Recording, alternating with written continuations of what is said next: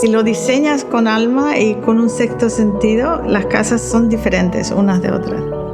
Para mí es una pasión el dibujo. Cuando dibujo, las proporciones del proyecto son muchísimo más exactas.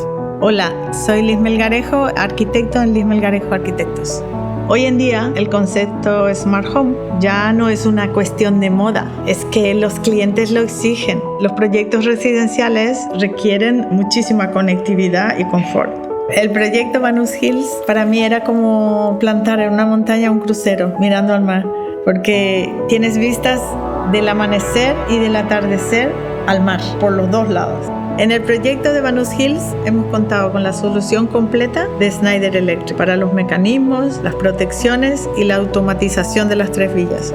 Escogimos la serie de mecanismos D-Life de Schneider Electric porque para mí la estética es súper importante.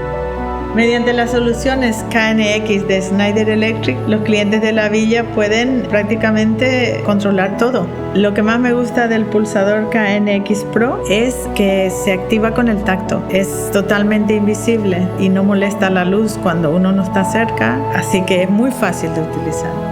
Sin duda, lo que más aprecio de Schneider Electric es el asesoramiento y la ayuda y cercanía que obtengo del equipo de Canal de Arquitectos.